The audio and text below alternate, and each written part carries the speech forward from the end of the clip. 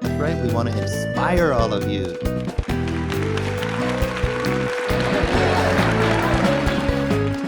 And all kinds of acting, theater. It's going to be a great couple of semesters.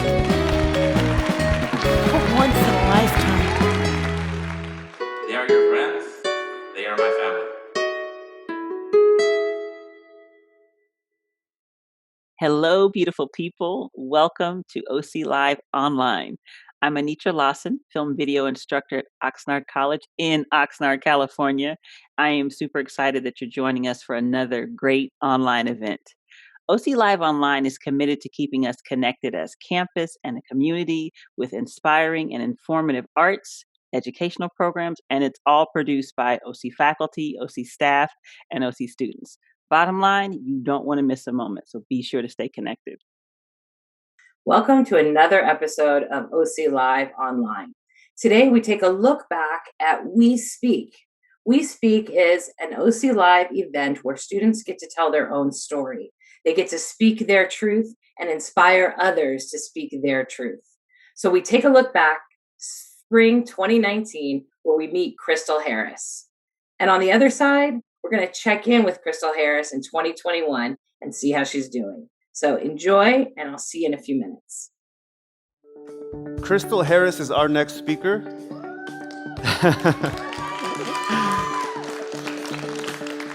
She's currently working hard on obtaining her AST in biology here at Oxnard College, and one day she's going to be a doctor. She wears many hats in her daily life, but the one that she enjoys most is being a mother to her two children, Devin and Zoe. This is her story.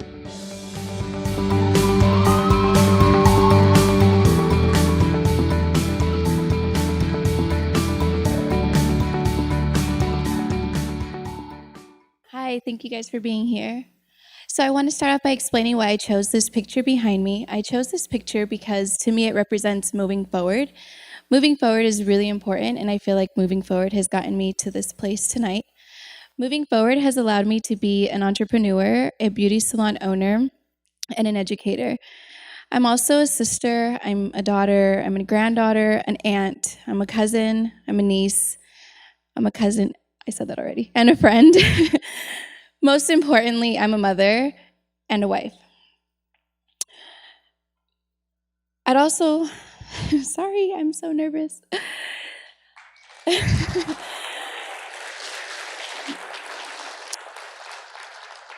Outside of all that, I like to travel with my family, shop, dance, go to the gym, spend time with my kids, and above all of that, I like to eat. I'm sure you guys do too. I'm also a victim of sexual abuse, domestic violence, and child abuse.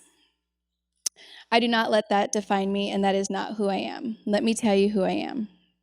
The best parts of me call me mom. I have an 8-year-old son and a 1-year-old daughter. I'm also a motivated woman who strives to be the best person I could be for myself and for them and for others around me. I would like to say the best quality of myself would happen to be my smile. My smile has gotten me through a lot of tough times in my life. I like to smile because it helps me feel comfortable. I like to smile because it makes others smile. And I also like to smile because I've had braces 3 times in my life, so it's really nice and expensive. But now I no longer smile my smile has gotten me through a lot. So it's helped me hide anxiety and depression. It's helped me hide a lot of fear, insecurities, and shame. But now, today, I no longer smile for those reasons. And I mostly smile because I deserve to smile, and I would like to tell you why I deserve to smile. At the age of 24, I met the father of my child, and within 2 months of knowing him, I was pregnant with my son. 2 months. I know what you're thinking. It's okay. Thought it a few times too. And so there I was at 24 years old with severe depression and enough emotional baggage that could literally sink an entire ship. But a month before my 25th birthday, my son was born, and I really had no choice but to learn and try to figure out who I was. My son was born with a lot of with a lot of medical conditions, and in my eyes, I thought only like a veteran mother would know how to handle this. But to my surprise, it was thrown at me, and I had to learn and figure it out as I went. And through the first few years of my son's life, it was really hard for me. We went through years of physical therapy, speech therapy, and behavioral therapy. And even through all of that, I still really had no idea what I was doing as a mother, let alone a woman. And through all of that instability in my life, the father of my child decided to marry me. I don't know why, but he did. So the real woman, the one I am today, standing before you, didn't begin to flourish until the age of 31. And that is when I found out I was pregnant with a little girl. And that didn't mean that I loved my son any less or that him being a boy made a difference. It just meant that my son had a real man as an example of how to be a man. And now I wondered what my daughter would have as an example for her to be a woman. So with everything in me that day, I began to just change slowly. I, began to diet and exercise. I read a lot.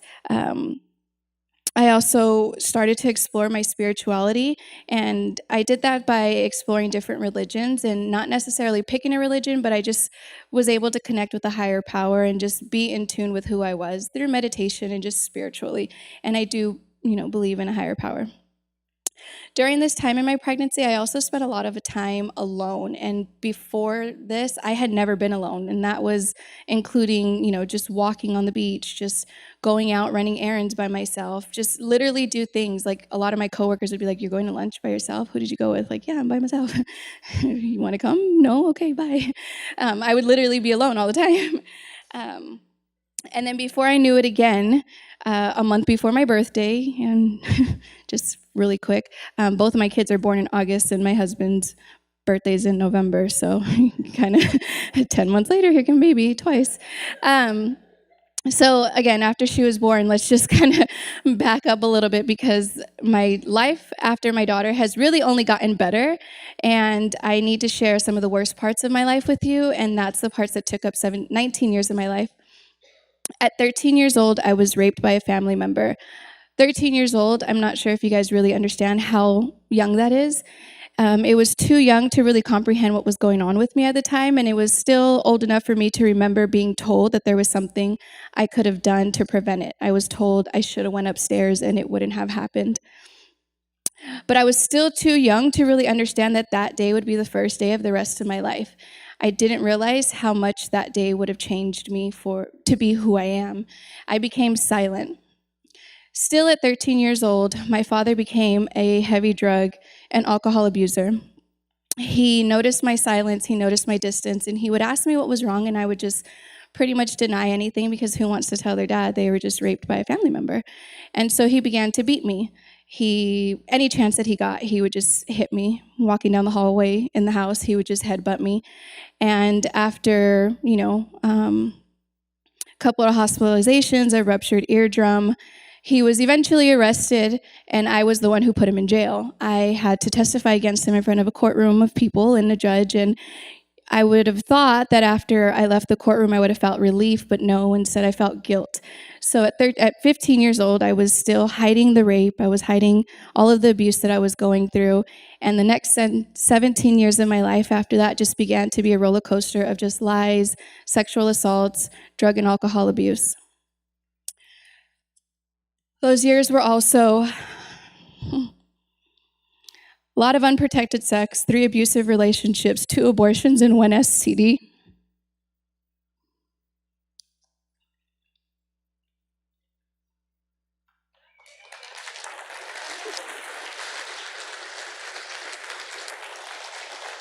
And while I know that for most women that would be shameful to admit to themselves, and let alone a room full of strangers, for me it was the truth I needed to accept for me to become who I am today.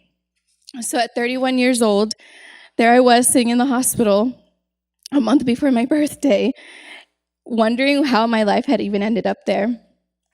Was I just a mom? Is this just what my life is going to be? And as I sat there looking at my daughter, it kind of just all became clear to me that really nothing fucking mattered at that point. Nothing, nothing mattered. My circumstances didn't matter. None of the issues that I had went through mattered. All that had mattered, that her and my son were my reason to be here and my reason to be who I am now.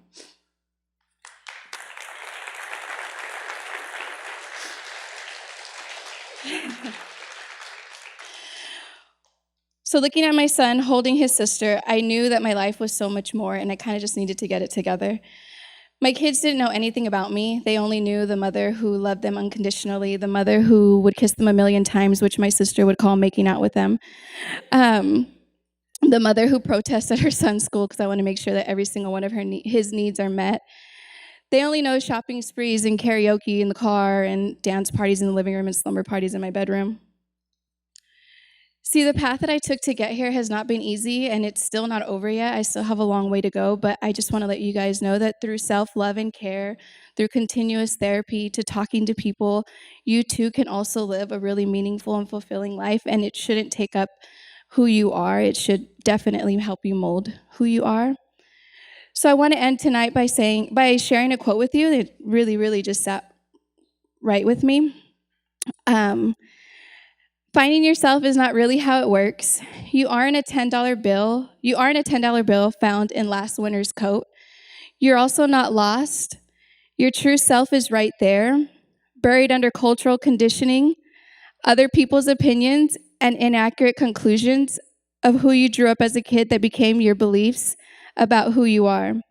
Finding yourself is actually returning to yourself, an unlearning, an excavation, a remembering of who you were before the world got its hands on you. And I'd like for you to meet my kids. Come on. Come on, Zoe. Come on.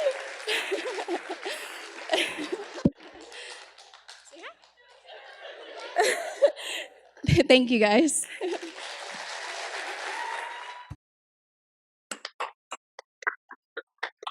Awesome.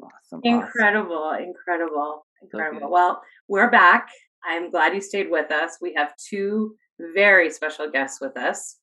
Joining us first is Deanna McFadden from Oxnard College. Deanna, tell us a little bit about yourself. Thank you, Amy. Well, I am the Oxnard College Student Health Center coordinator. So I coordinate all of the health services that are provided at Oxnard College. I'm a nurse practitioner, but I really feel the cornerstone of the services we provide to students are mental health services. Well, thank you so much for being here today. And of course, we have the star of the show. She's back with us today, Crystal Harris. Thank you, Crystal, for being here. So how are you? It's now 2021. That was spring of 2019. Let's start with how are you? How are the kids? How are you holding up? I'm holding up right now as best as any adult with children is.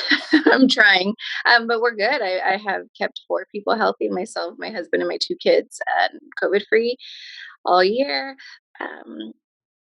Just taking it easy. I learned a lot this pandemic. I think I learned a lot more patience, definitely. But overall, just we're hanging in there like everybody else. It's good. I'm so glad to hear they're okay.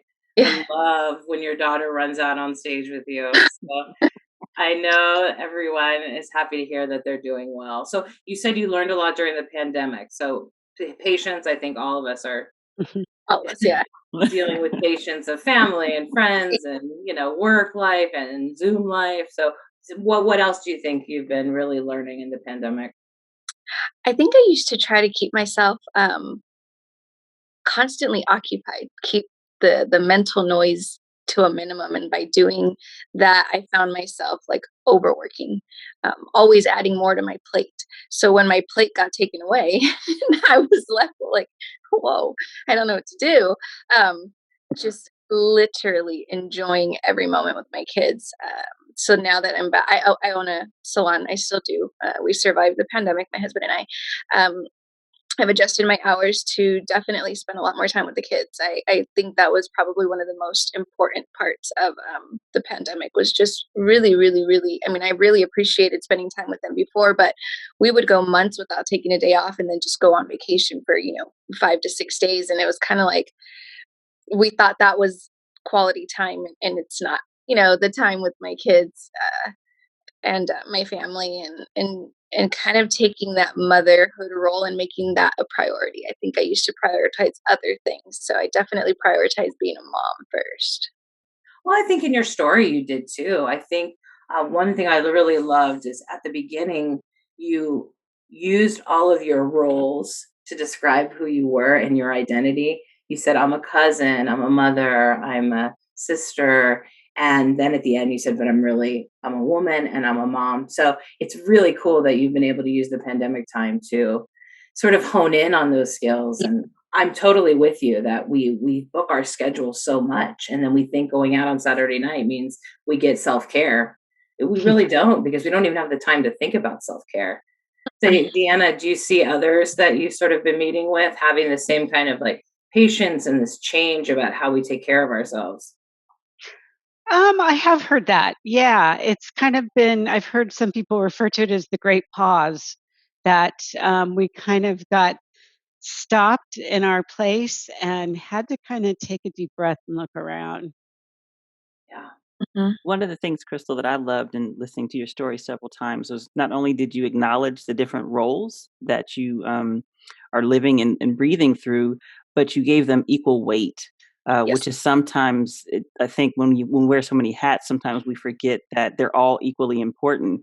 But then I also heard you say at the core, that is me. Like if I'm not able to even serve as a mother, as a wife, to do the things I need to do as a cousin, a sister, if Crystal's not grounded. What's helped you keep Crystal grounded in order to execute all those different roles? What are some strategies? That's a good question. I think even leading up to the 2019 interview, it really just took me getting pregnant with my daughter. Like I said, I didn't, when you have a son, it's different. He has a dad. He's not going to look up to me past 5, 6, 7 years old. He has his father. So for me it was, who did I have as a positive role model in my life, and not being able to really pinpoint one person. I knew that I had to be that one person for my daughter. So I would say the turning point, for me to be able to wear these hats and do a good job at it and be a quality woman, I had to really just stop. I just stop everything I was doing and learn to be alone, learn to accept who I was, learn how to just be content with myself, not looking at to my husband or my friends or happy hours in the mall and shopping. I mean, I love all those things, but they didn't add any value to me. Now, if I do these things, it's because I choose to, because it's not because I'm trying to fill void. I do it because it's fun. So just me time it consisted of working out alone, going to breakfasts alone, going on walks alone, and I still do that. I mean, I could have went home an hour ago, but I'd rather be alone. There are times where I just really genuinely like being alone. I like to be in my own head space, and it just be quiet. It's just it's really odd. You don't really find people that often. Considering my daily life, I'm around people all the time. I talk to everybody, and I have a good social life, and I have two busy kids. It's like you don't really hear people say they like to be alone, because that may cause them a little bit of like anxiety a little bit. But to me, it's like I genuinely, if I can go rent a hotel room like once a week and just be alone, I probably would. But I genuinely do like being alone. So curious. We're on like a panel of women. I wonder if that's a woman thing. I mean, not that it's a gender role, but the idea that there's two things you said there. One is that we like to have alone time. We need like, I call it Amy TV time, like just sort of my shows. And I wonder if it's about being a woman. Is it about being mothers? Is it about, I don't know. Deanna, do you see a difference in the way men and women are sort of dealing with being alone or not being alone right now during the pandemic? When I talk to students, male students seem to be really filling their time with video games and also with gaming with other people. And I am hearing more female students say things like, I took a run, I'm starting to meditate. So it does seem like maybe we're kind of learning that as caregivers that we do need to caregive to ourselves. I think what's happening too is because of this pause that we were forced to go into, it's forcing people to be at home and to sit with themselves. I feel like I was forced to sit alone when I knew that my daughter wasn't going to have a positive role model outside of myself. So when you're forced to sit at home, you you have no other choice. I know people who will still ask me in my inner circle of friends, like, how do you just like go to breakfast and sit there by yourself? Because I don't want to talk to you all the time. Because I don't want to just like, I don't want to be filled with so much, just outside things. I just want to sit, process my week, and think about what because I'm not just sitting there in complete silence. I mean, I'm in my organizer, or I'm trying to figure out what I have to plan next, or returning text messages. So yes, it's being alone, but I'm still like occupying some of my alone time with other people. But I think that women are finding it harder to, or probably maybe even easier to be alone versus the men, because I think men, they can just kind of, I don't think they really process the way women Yeah, do. they flow differently. Yeah, It's for like sure. feeling, and their dead space is just, that's what it is. We see dead space and we're like, oh my God, I'm so depressed. I don't have any friends. I can't do anything. And it's not really, it's not like that. It's because you don't know how to be alone. And that's what I feel like I see in my friends too. Like this pandemic has forced us to be home more and really and attack like core issues. What I also wonder is the professions that women tend to be in. And we tend to be like, you own a business, you're on all the time, you're interfacing with the public, that you really need that time even more. Amy's a professor, she's always, interfacing with people. I'm a nurse. So the professions are maybe a little more typically female versus like an engineer, where you don't have that um, emotional drain all the time. But girls, you can all be engineers. Don't forget that. Yeah. Don't forget that. You might get some alone time then. So, Crystal, I want to hear how telling your story, what the aftermath of telling your story was sort of. How did your family and friends feel? What types of things were they saying afterwards? How did it go?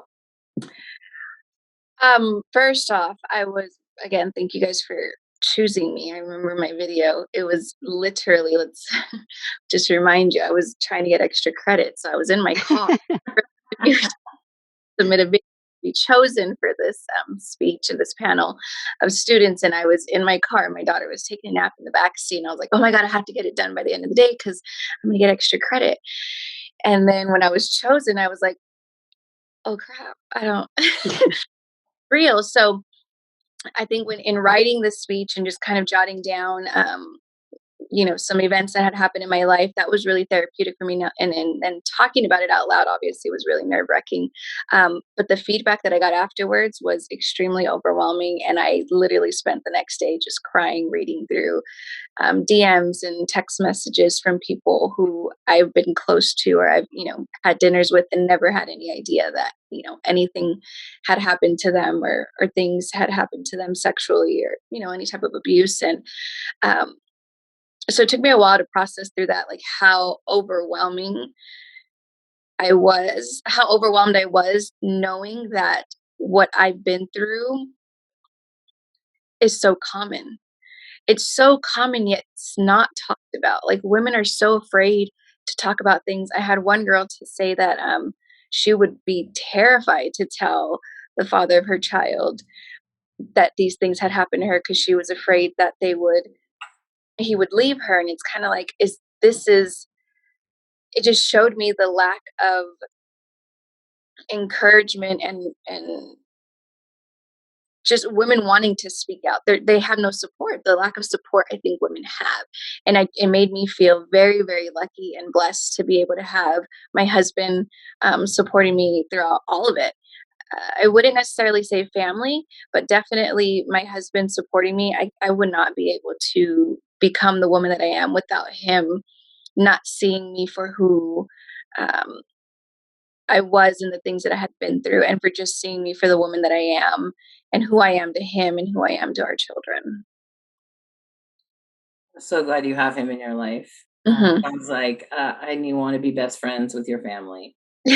Sign me up for one of those play dates. The floodgates sort of opened a little bit. She told her story, things she Mhm. didn't know about people she was close to, that it was happening to them. People don't talk about it, right? It is sort of this big secret. And Crystal had to, testify and be on the stand. And she told her truth, but not a lot of people close to her really knew it. So this is a secret in most people's lives, right?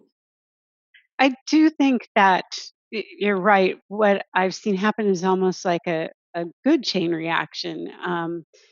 Especially in a safe peer group where someone can talk about their truth and what's happened to them, and then to see other people start to feel safe. So not only does it help the person who's storytelling and decrease shame and hopefully decrease self-criticism, but it allows other people to see your bravery, and they feel more like they can step into that place and talk about that. So it's kind of it's a chain reaction of healing almost. It really is. I bet it also, I teach communication studies, so we know in the theory that talking it through makes you feel better and makes change. No change comes if we don't talk it through, right? So couples sometimes keep things to themselves because they don't want it to blow up or cause a problem. But, the research shows that when it's out there, it can be changed. We Mhm. might not like what we hear. The stories may be hard to hear, but telling your story, speaking your truth. You said, Crystal, finding yourself is returning to yourself. Mhm. It also allows other people to see you. And when other people see you, you get to move forward. And your theme was moving forward. So it sounds like you really are moving forward, continue to move forward.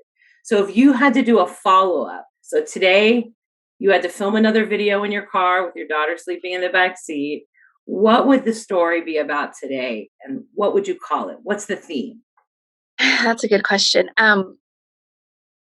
I was thinking about this because I had sent an apology to somebody recently a couple months ago, and you never want to apologize with a but this, but you I'm sorry. I'm sorry. But I remember saying there's three sides to every story. There's your truth, their truth, and somewhere in between there's the truth. And I think that's what I would title it, because you have to be able to speak your truth and understand that from your perspective, the other person that you may be telling the story about may have a completely different story. And you're going to feel guilty, and you're going to tell yourself, like, did that really happen to me? Did this, you know, am I making it up? Maybe I'm putting too much on it. Maybe I'm overthinking it much.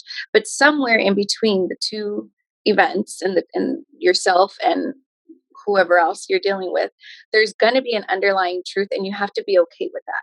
You have to be okay with what you know from your side, that it happened to you. What you feel as the result of the events that happened to you is, nobody could take that from you. Nobody can try to talk you out of it. Nobody could tell you that you're wrong feeling the way that you feel. And as you can't tell the other person, no, you did this, this, and this. If they don't see it, then you're beating a dead horse almost. So you have to be comfortable with living your truth, owning your truth, and understanding that there's going to always be another side to the story. But somewhere in between, you'll find a good compromise of, I can live with their truth, I can live with mine.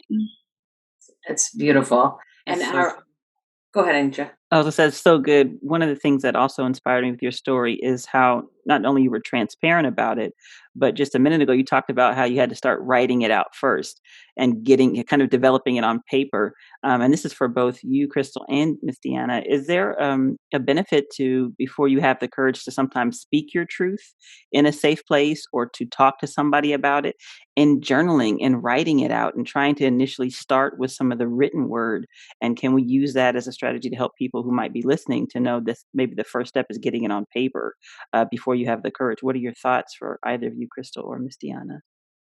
I think absolutely. It's almost like a rehearsal, and it's testing the water for safety. And if you're the only person first that sees it, it, like I said, it starts to create a safe space. It's really interesting neurobiologically. Trauma causes really fragmented memories. So in storytelling, you start to put this in a logical place and hooking these different things together. And that is part of the psychological healing is then it becomes a cohesive story that's not like just like something here and something here and something here. Agreed. And I think journaling for me, well, at that time wasn't, it's something that my therapist always encouraged people. It's things that people encourage you to do all the time to journal, to jot stuff down.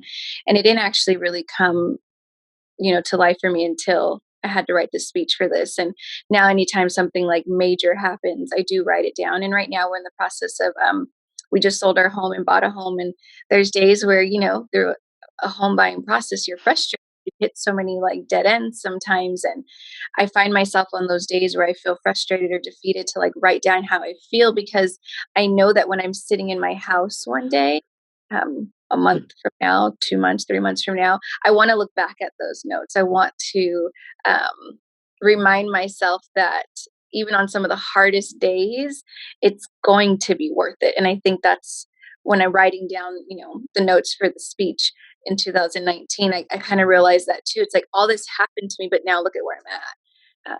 It's a really good reminder. It's not even so much therapeutic. It's little baby steps that you take that you don't see. The work is actually progressing for you until you can visually see, okay, this is where I was such and such date. Now here I am. So for me, that's what it does for me. Absolutely. So WeSpeak actually does one of our sort of OC Life forums allows people to tell their story, but it usually has to do with mental health and trauma. Deanna, we know that mental health is at an all-time high right now. So let's give some recommendations. What can we do? What should we do, especially for students? Well, I think the most important thing, and often what I hear the most difficult thing for students to do is to reach out to someone. It's hard to pull yourself out of loneliness and isolation, but try to take small steps, like Crystal was saying, to initiate some kind of contact with other human beings. We're really in our little boxes here, and that's very difficult. Just yeah, ask for help if you need it. Again, asking for help is the bravest thing you can ever do, and I'm sure Crystal will back that up. When you go, okay, I need other people, or I need a therapist, or you know, just being able to be brave enough to ask for help. Um, so that's my very basic is try to connect to other human beings and please, please, please ask for help because at Oxnard College we have a lot of resources and even if we can't fulfill what a student needs, we are excellent at connecting you to community resources. I think I just recently too, because my therapist had discharged me and I had something, happen back in October and I was just desperate to talk to somebody. And I just Google searched and I sent a bunch of emails until the first therapist replied back to me. And some of them have take insurances, some of them are cash pay. But they're pretty reasonably priced, especially right now during the pandemic. So I would Google search just anybody. Sometimes when you're desperate and you feel like you just need to talk to somebody right then and there, it Google search and a therapist will pop right up. I love what you just said because it is a long process. It's not like, okay, now you're fixed, see you later. Um, Mm. I personally have been in therapy and I would go back and see my therapist every once in a while, and he would just say, oh, you're here for a tune up.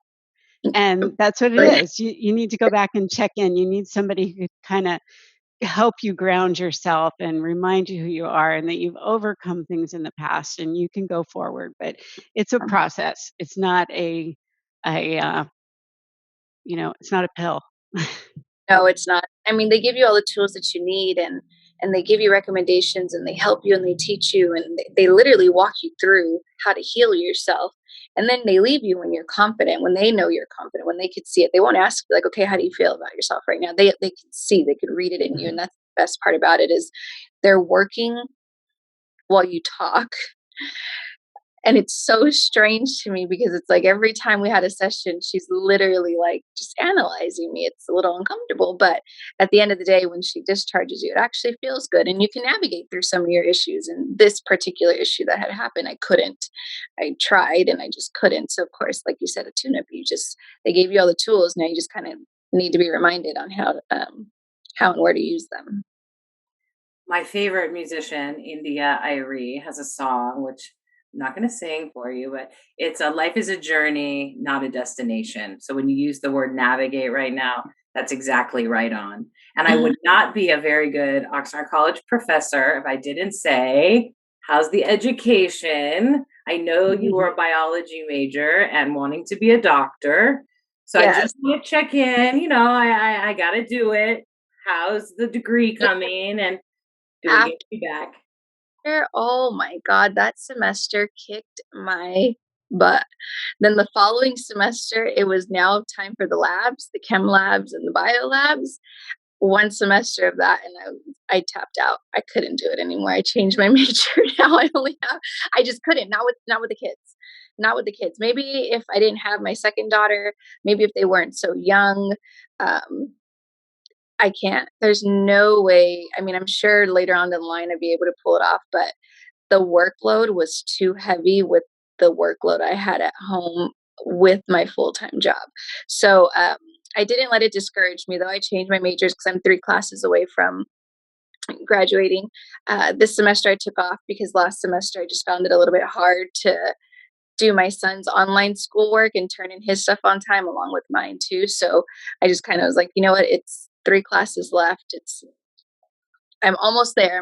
So I did change to psychology and I'm one step further out the door. I have a question for Crystal. So have you thought about becoming a therapist?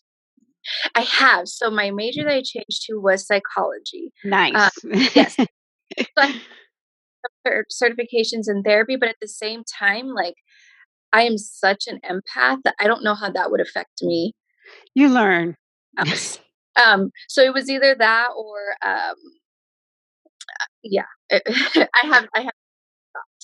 I definitely have. I think that's the difference too, because you're such a giving person and you're willing to take people in and to help them, and getting that training, I'm just speaking as another total caregiver kind of person. You learn some tools to take care of yourself. No, after the WEspeak also back in 2019, seeing how many people were like, especially the one woman who approached me and said that she would never tell the father of her child something like this. I always wondered, and like, how can you reach men more? Being a therapist would be nice, and helping women, of course, is like women have such a community of women, but men don't, I feel like, are just as equally like unsupported when it comes to mental health. We don't talk about that enough. And I remember that just sticking with me for so long, because I feel like it would be so much easier for women to open up if they felt safe with their dads, or they felt safe with their husbands, or if they felt like men weren't so judgmental towards things that they couldn't control. I couldn't happen to me that I was sexually abused, but what kind of a man would my husband be to be like, well, she's like damaged goods, I don't want to be with her. So that was always a really curious thing for me that just stuck with me, and I just didn't know where to take it or where to run with it. It's like men need help too. Men need support too. The same households that women are raised in, I'm sure men are too. And there has to be some sort of a connection there with men not being so supportive and vulnerable like women. It's not that it's just in their DNA. I think there's just, you raise men differently. And that, I feel like, is a form of abuse in all cases. In comm theory also, how women and men create closeness is one of really important topics. So men typically, or boys, and they're taught this, these are socialized behaviors. They create closeness through the doing. So they go bowling, they go golfing, they're talking and they're communicating, but it's the activity that's almost the important. Play video games, like you were saying earlier, Deanna, that act of doing creates the closeness. But typically for women, the closeness comes from the dialogue. So you don't need the video game. We don't need the bowling alley. Like, we can just sit in a park. The conversation itself is the way that we create closeness. And I think it's interesting that even being in the salon business, I know my therapist is my hairdresser for sure. She's missing me. It's been about a year since I've seen her, as you can very well tell. But I know we talk and talk and talk. So that's a form of therapy too, talking to people that you're close to and with. And I am so appreciative of all of you doing this today, because I think we're going to help a lot of people. I just had one question, but it can lead to a final comment. Certainly for Crystal, I love your transparency. I love the fact that you're willing to show the highs and the lows, but always press through. What advice do you have for our Oxnard College students in terms of wading through the struggles of academia and life and work? Just what would be that thing? Because what I'm hearing resoundingly for you is that you're worth it. That's what you told yourself. I'm worth whatever it takes to pivot. And so, what thoughts do you have for our students, given what you've been through? I think it's very cliche and easy for people to say you can't find happiness in other people. You have to find it in yourself first. But if you don't know what it looks like and you've never been raised around it and you don't have a really good example of happiness, it's going to be hard. If you're going to school because your parents told you, you're already in it for the wrong reasons. If your career choice is because you're trying to make somebody else happy, you're doing it you're never going to be happy. I want to tell people that it is okay to look for love in people. I found it in my children. I'm not saying go have kids. I'm saying that it's okay to want to need somebody to love you, because it's hard for you to really know what that is without actually kind of getting it. But don't get so lost in needing somebody that you don't know how to give it back to yourself, because then you're kind of just, it's an empty exchange of energy pretty much. So I just think that making decisions for yourself is key. I know that the transition from teenager, high school to college adult is really strange when you look at it. Everybody tells you need to go to college, you need to go to college. And then when you get to college, it's kind of like they cut you off. You're all of a sudden an adult now, but you're not really an adult. You can't really that navigation period, that period in between is really, really awkward, because you've just been taught, listen to me, I told you to do this. You have to do this. And then it's like, well, you're 18 now. Why don't you have a job? Why aren't you doing this? It's like, well, no, you can't just tell me what to do and not give me the tools and the guidance. And I understand that some people don't have that because our parents don't know how to do it either. They weren't given those tools either. So just finding them and listening to yourself. If it's truly not something you don't want to do, don't do it, but continue to figure it out. Like, I have a couple cousins who aren't necessarily in college, but they graduate high school, and it's like they don't know what they want to do, so they just sit at home. Well, you can't do that either. You can't just stay stagnant, but experiment. Don't be afraid to start a job and quit it. Don't be afraid to start a class or don't take a class. Or if you don't think college is for you, it's okay to just take one class a semester, because it may be for you in 5 years.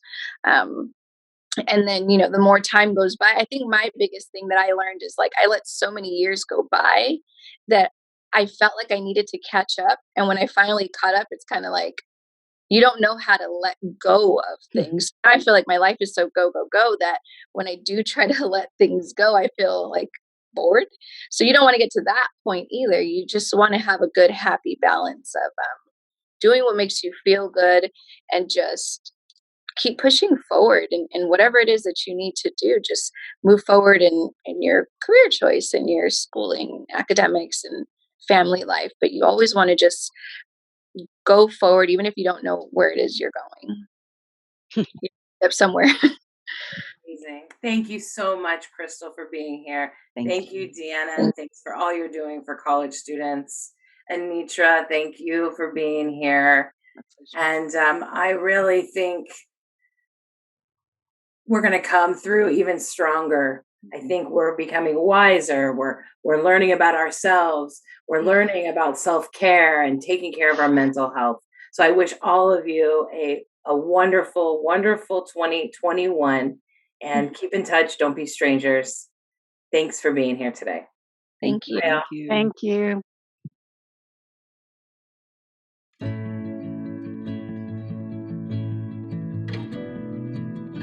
Hi, I'm Deanna McFadden. I'm the Student Health Center Coordinator here at Oxnard College Student Health Center. Some of the virtual services we have are telehealth and telemental health. So for students who aren't feeling well and have questions about if you have a cold or you need COVID testing, anything like that, we can do either a telephone consult or a Zoom consult.